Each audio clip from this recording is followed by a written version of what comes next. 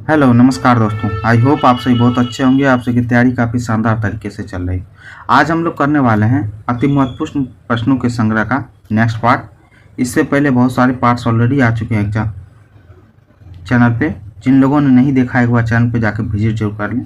ये मैं आपको पहले बता दूँ, बिहार से जुड़े हुए जितने भी एग्जाम्स हैं, जैसे BPSC का एग्जाम्स हो गया, ठीक है, बिहार SSC का एग्जाम्स हो गया, ठीक है, बिहार पुलिस का एग्ज़ाम हो गया, ठीक है, इन सभी एग्जाम्स के पॉइंट ऑफ व्यू से ये बहुत ज़्यादा मोस्ट इंपॉर्टेंट है।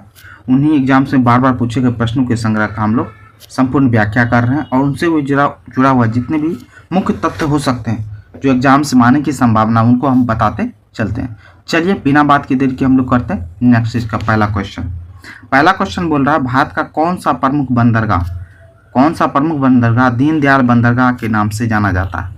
सबसे पहली बात तो दीनदयाल बंदरगाह किसको, कांडला बंदरगाह को नाम देता है। कांडला बंदरगाह का नाम ही क्या है, दीनदयाल बंदरगाह, ठीक है। यह है कहाँ पे, तो गुजरात में। कहाँ पे है, गुजरात में। यह आपको पता होनी चाहिए, ठीक है। चलिए नेक्स्ट क्वेश्चन देखते हैं। कौन सा संरक्षित जैव मंडल आरक्षित क्षेत्र होगा। जैव मंडल आरक्षित छत्तीसगढ़ राज्य में। तो कौन सा संरक्षित जैव मंडल जो है ना छत्तीसगढ़ राज्य में है, तो कौन सा है, अचान कमार। कौन सा है, अचान कमार। याद रखिएगा, बहुत बार पूछा जा चुका ये, ठीक है। तो एक और बात याद रखिएगा, संरक्षित जैव मंडल की बात आ गई तो यहाँ पर याद रखिएगा भारत में कितने हैं संरक्षित जैव मंडल, 18 क्षेत्र हैं। जैव मंडल आरक्षित क्षेत्र कितने हैं, 18 हैं। उनमें से 18 में से जो है ना 12 जो है ना ये यूनेस्को द्वारा लिस्टेड है। यूनेस्को लिस्टेड है, ठीक है। यूनेस्को बायोस्फीयर रिजर्व है। 18 में से 12 आपसे क्वेश्चन पूछा जा सकता है, ठीक है। भारत में कितने जैव मंडल आरक्षित क्षेत्र हैं, तो 18। उनमें से यूनेस्को द्वारा संरक्षित कितने हैं, तो 12। चलिए नेक्स्ट क्वेश्चन देखते हैं। कामथी क्या बोल रहा है, कामथी सौर ऊर्जा परियोजना कहाँ पे है। तो कामथी सौर ऊर्जा परियोजना कहाँ पे है, तो ये है तमिलनाडु में, ठीक है, तमिलनाडु में। चलिए नेक्स्ट क्वेश्चन देखते हैं। दिल्ली सल्तनत के रूप में किस राजवंश ने सबसे लंबे समय तक शासन किया। तो कौन सा राजवंश, तुगलक राजवंश। ये तो आपको सीधा सीधी आंसर पता है, लेकिन एक बात बताए, जब भी दिल्ली सल्तनत आए तो आपको पता होनी चाहिए दिल्ली सल्तनत में 5 डायनेस्टी, 5 वंश थे। कितने, 5 वंश थे। तो कौन कौन सा वंश था, तो ये भी आपको पता होनी चाहिए दिल्ली सल्तनत। सबसे पहली बात तो दिल्ली सल्तनत का टाइम पीरियड 1206 से लेकर के, ठीक है, 1206 से लेकर के 1526 ईस्वी तक चला था, जब तक बाबर ने आक्रमण नहीं कर दिया था, ठीक है। 5 वंश थे, उसमें से कौन कौन से वंश का नाम तो आपको याद रहना चाहिए। गुलाम वंश। कौन सा, गुलाम वंश। इसका टाइम पीरियड क्या है, 1206 से लेकर के 1290 ईस्वी तक ये रहा था गुलाम वंश, ठीक है। उसके बाद कौन सा वंश आया, उसके बाद खिलजी वंश आया। खिलजी वंश का टाइम पीरियड क्या था, 1290 से लेकर के 1320 ईस्वी तक, ठीक है। ये बात याद रखनी है। उसके बाद खिलजी वंश के बाद कौन सा बना है, तुगलक वंश।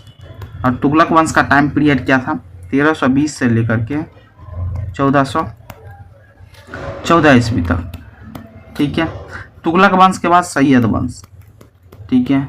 और सैयद वंश का टाइम पीरियड 1414 से लेकर के, ठीक है, 1414 से लेकर 1451 ईस्वी तक इसका टाइम पीरियड था। लास्ट में था कौन सा, लोधी वंश, ठीक है। लोधी वंश का टाइम पीरियड क्या था, 1451 से लेकर के 1526 ईस्वी तक, ठीक है। ये था लोधी वंश का टाइम। तो कहने का मतलब ये 5 वंश का नाम जरूर याद रखिएगा, ठीक है। ये आज एक्चुअली में दिल्ली सल्तनत 1206 से 1526 ईस्वी तक चला था। इस टाइम पीरियड में 5 राजवंश आए, ठीक है, 5 वंश आए। कौन कौन सा, गुलाम वंश, खिलजी वंश, तुगलक वंश, सैयद वंश और लोधी वंश। इनमें सबसे ज़्यादा किसका टाइम पीरियड रहा, तो सबसे ज़्यादा तुगलक वंश का रहा, ठीक है। तो ये आप टाइम पीरियड को घटा के आपको पता कर सकते हैं, आपको याद रहनी चाहिए इसमें, ठीक है। दिल्ली सल्तनत का बहुत ज़्यादा इंपॉर्टेंट है, समझे बात को, एग्जाम पॉइंट ऑफ व्यू से बहुत ज़्यादा पूछा जाता है। चलिए नेक्स्ट देखते हैं। बैलस्पन क्या है, बैलस्पन सौर ऊर्जा कहाँ स्थित है। तो बैलस्पन सौर ऊर्जा कहाँ है, मध्य प्रदेश में। कहाँ पे है, मध्य प्रदेश में। चलिए नेक्स्ट क्वेश्चन है, किस मुगल शासक ने सबसे लंबे समय तक भारत पर शासन किया। लीजिए मुगल वंश से आ गया बात। मुगल वंश की स्थापना हुई कब थी, 1526 ईस्वी में, किसने किया था? तो बाबर ने किया था। ठीक है, तो ये बात याद रखनी है। और इसमें सबसे लंबे समय तक मुगल वंश में शासन किसने किया? तो अकबर ने किया। ठीक है, तो ये बात याद रखिएगा। तो ये अकबर का टाइम पीरियड कब से कब तक था? तो अकबर का टाइम पीरियड था 1556 में ये राजा बना और 1605 ईस्वी तक। ठीक है, इतना दिनों तक शासन किया। अब देखिए मुगलिया डायनेस्टी में जो शुरुआत के जो 4-5 राजा, इनके नाम तो आपको सीरियली याद होनी चाहिए, कभी कभी पूछ लेते हैं। पहली बात तो बाबर, इसने स्थापना ही किया था। बाबर का बेटा कौन हुआ? हुमायूं हुआ। हुमायूं का बेटा कौन हुआ? जिसके बारे में अभी पढ़ रहे थे, अकबर। ठीक है, अकबर के बाद कौन सा आया? अकबर के बाद जहांगीर आया। जहांगीर के बाद शाहजहां। शाहजहां के बाद औरंगजेब। ठीक है, इन सब के नाम याद रखिए सीरियली करके, उसका टाइम पीरियड भी याद रखिए। ये दिल्ली सल्तनत और मुगलिया डायनेस्टी से, इन सब राजाओं से लेकर के आपको क्वेश्चन बहुत बार बार आते हैं। ठीक है, तो जरूर याद रखिए इनसे। चलिए नेक्स्ट देखते हैं। किस मुगल शासक ने सबसे लंबे समय तक भारत पर शासन किया? तो अकबर। ये हो चुका है। चलिए नेक्स्ट क्वेश्चन। भारतीय संविधान की कौन सी अनुसूची नगर पालिकाओं की गतिविधियों को इंगित करता है? नगर पालिका से संबंधित कौन सी अनुसूची है? तो 12वीं अनुसूची। कितनी है?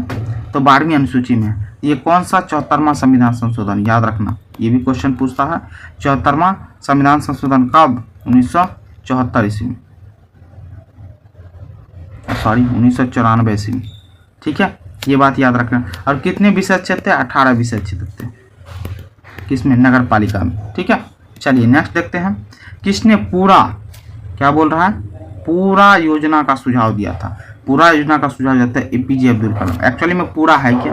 पूरा का यदि पूरा नाम आप फुल फॉर्म देखिएगा, क्वेश्चन पूछता है ये, providing, PROVIDIN, providing urban amenities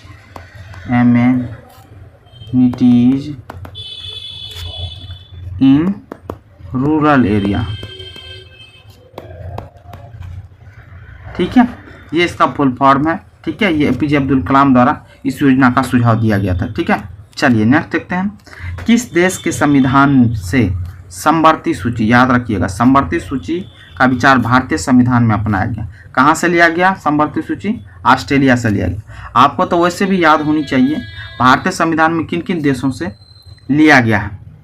भारतीय संविधान में बहुत सारे विचार जो है ना, बहुत सारी सूची जो है ना भारतीय संविधान में लिया गया है। कौन कौन सा देश से लिया है? तो ये बात याद रखिए।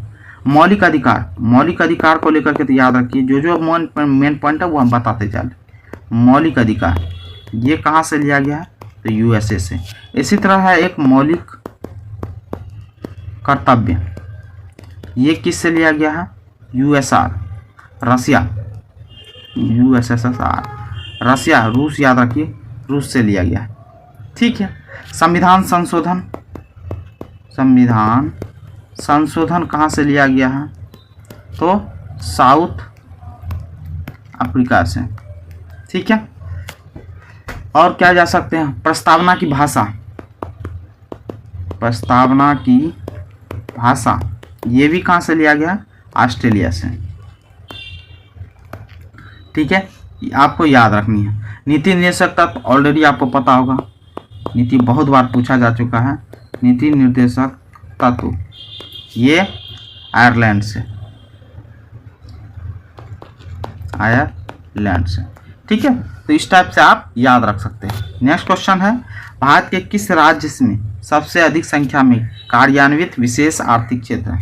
कार्यान्वित विशेष आर्थिक क्षेत्र कहाँ पे है सबसे ज़्यादा? तमिलनाडु में। वैसे याद रखिए भारत में अभी चालू जो है, स्टार्टिंग चालू मतलब एक्टिव जो है 270 प्लस है। कौन सा? विशेष आर्थिक क्षेत्र। समझे बात को? 270, लेकिन सबसे ज़्यादा उसमें से तमिलनाडु में है, सबसे ज़्यादा तमिलनाडु में। उसके बाद कर्नाटक में है, कर्नाटक आंध्रा में भी है, फिर उसके बाद मध्य प्रदेश। तो याद रखना सबसे ज़्यादा कहाँ पे है? तो तमिलनाडु में। आप पूछ लेगा आपको, विशेष आर्थिक क्षेत्र का एक्ट आया था, एक्ट कब आया था? तो ये 2005 में आया था। ठीक है, ये भी पूछ लेता है। चलिए नेक्स्ट क्वेश्चन, झारसुगुड़ा हवाई अड्डा किस राज्य में स्थित है? तो उड़ीसा राज्य में स्थित है। ठीक है, विस्थापन कौन सी भौतिक राशि है? विस्थापन कौन सी है? तो सदिश राशि है। सदिश राशि गिने चुने हैं, लेकिन आप उसको याद रख सकते हैं। विस्थापन है और एक्सीलरेशन भी सदिश राशि है, आपको ये याद रखना। फोर्स भी सदिश राशि है, आपको याद रखनी है, ठीक है। मोमेंटम, ठीक है, ये वेलोसिटी ऑफ लाइट, ठीक है, करंट, ठीक है, तो ये याद रखिए सदिश राशि है। चलिए नेक्स्ट देखते हैं। विद्युत विभव को मापने के लिए कौन सा क्षेत्र उपयोग में होता था? वोल्टामीटर। एक्चुअली में विद्युत विभव को किससे मापते हैं हम? वोल्टामीटर से मापते हैं। नेक्स्ट है, प्रिज्म से गुजरते समय कौन सी रंगीन प्रकाश सबसे कम झुकता है? प्रिज्म से गुजरते समय तो सबसे कम कौन सा झुकता है? लाल। याद रखिए विबज्योर, ये कलर है ना, ठीक है, ये है। तो अब यहाँ पे है रेड सबसे कम झुकता है। यदि रेड सबसे कम झुक रहा है तो वी ये सबसे कम, समझे बात को, बैगनी सबसे ज़्यादा झुकेगा ये, ठीक है। तो ये याद रखिएगा इस तरीके से, सबसे कम तो मैक्सिमम झुकेगा कौन, याद रखिए। तो सबसे ज़्यादा भी, उसके बाद आई, उसके बाद बी, उसके बाद जी, उसके बाद वाई, उसके बाद ओ, उसके बाद रेड। सबसे कम आर, सबसे ज़्यादा बी। चलिए नेक्स्ट देखते हैं। लघु पतन के समय परिपथ में विद्युत धारा क्या होती है? लघु पतन के समय विद्युत धारा क्या होती है? बहुत अधिक बढ़ जाती है। नेक्स्ट क्वेश्चन है ऊर्ध्वपातन प्रक्रम, क्या बोल रहा है? ऊर्ध्वपातन प्रक्रम में क्या होता है? तो ऊर्ध्वपातन होता क्या है? ऊर्ध्वपातन में क्या होता है? ठोस अवस्था द्रव अवस्था में परिवर्तित हुए बिना ही सीधे गैस अवस्था में आ जाती है। कहने का मतलब ठोस से सीधा गैस में परिवर्तित होना ऊर्ध्वपातन कहलाता है। आप वैसे भी याद रखिए, कुछ चीज़ आपको बताते हैं, हम कोशिश करते हैं आपको। ये देखिए, सॉलिड, लिक्विड और गैस। सॉलिड से लिक्विड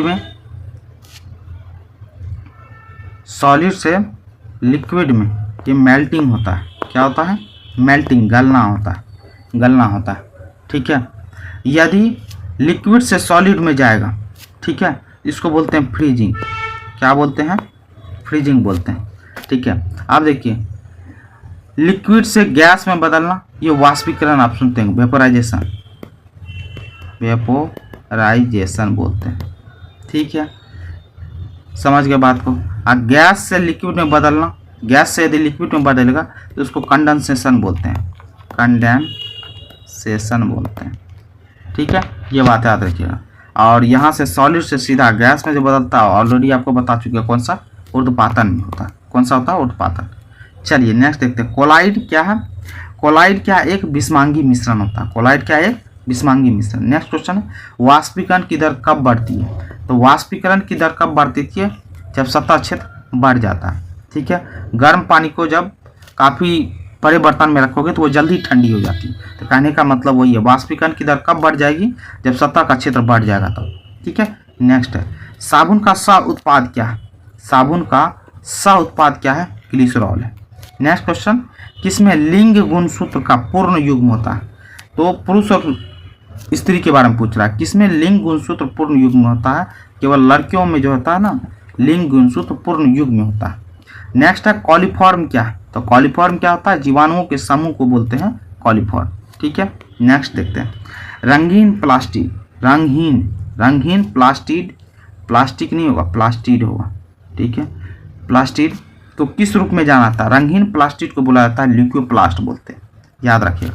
इसी तरीके क्वेश्चन पूछेगा, रंगीन प्लास्टिड को क्या बोला जाता है? तो इसको बोलते हैं क्रोमोप्लास्ट। क्या बोलते हैं? याद रखिएगा, क्रोमोप्लास्ट बोलते हैं। ये बात भी याद रखना, रंगीन प्लास्टिड, क्रोमोप्लास्ट, एकदम याद रखिएगा। रंगहीन प्लास्टिड को ल्यूकोप्लास्ट, ठीक है, याद रखना। नेक्स्ट देखते हैं, पौधों में लचीलापन नहीं होगा, लचीलापन होगा, किस ऊतक के कारण होता है? पौधों में लचीलापन कॉलन कायमा के ऊतक के कारण होता है। कौन सा? कॉलन कायमा के कारण पौधों में लचीलापन होता है। इसी तरीके से पूछ लेगा आपको, कठोरता, पौधों में कठोरता किस कारण से आती है? कौन से ऊतक के कारण कठोरता होता है? तो ये भी याद रखिएगा,